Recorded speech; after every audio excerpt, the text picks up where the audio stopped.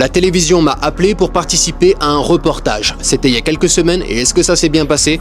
Je vais tout vous dire. J'avoue que déjà, vu le sujet, j'étais réticent. À un moment donné, ils m'ont sorti une question piège et je pense qu'ils s'attendaient pas du tout à ma réponse. De toute façon, juste après, je vais vous mettre l'extrait. Mais il faut savoir que je suis de nature méfiante, donc franchement, j'aime bien faire les trucs de mon côté avec mes réseaux, mes vidéos. Là, la télévision, les journalistes, les médias, ouais, on sait jamais. Surtout les journalistes en France, ils aiment bien te dire « Oui, monsieur, on adore ce que vous faites, on a vu vos vidéos, on veut vous mettre en avant, tout ça pour que tu viennes et que tu participes. » Et derrière, quand ils te sortent le documentaire, c'est un truc bien à charge avec des mots du style « l'enquête »,« l'escroc »,« l'arnaque » ou ce genre de conneries là. Ouais, ça par exemple, non merci, ça va aller. Juste après, je vous montre le documentaire, vous me direz ce que vous en pensez. Mais là, il y avait une grosse différence et c'est pour cette raison-là que j'ai accepté, c'est que c'était la télévision suisse. Et pas n'importe quelle chaîne de télé, la plus grosse chaîne de télévision en Suisse, j'ai nommé la RTS. Et j'étais déjà passé sur une autre chaîne de télévision en Suisse qui s'appelle le Léman Bleu pour parler du même sujet. Et ce que j'ai apprécié comparément à la télévision en France, c'est qu'en France, je trouve qu'ils prennent le spectateur pour un teubé. Ils orientent à fond. Si c'est une chaîne de télé de gauche, ils vont orienter à gauche. Si c'est une chaîne de télé de droite, ils vont orienter à droite. Et le spectateur n'a pas le droit de se faire son propre opinion.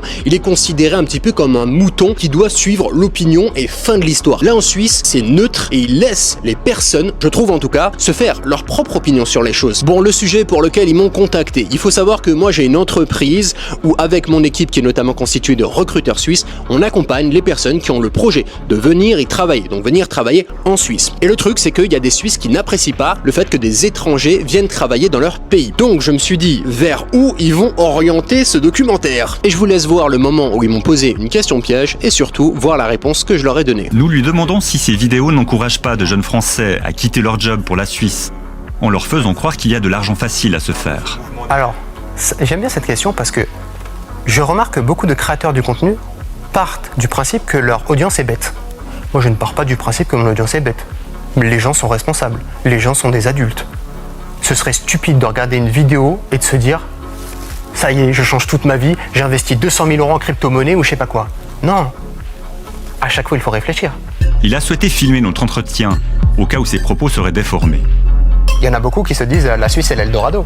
La Suisse, c'est le paradis. Ou Dubaï, c'est l'Eldorado. Ou Dubaï, c'est le paradis. Alors oui, c'est vrai que ça change la vie. Mais pour autant, il y a des points positifs tout comme des points négatifs.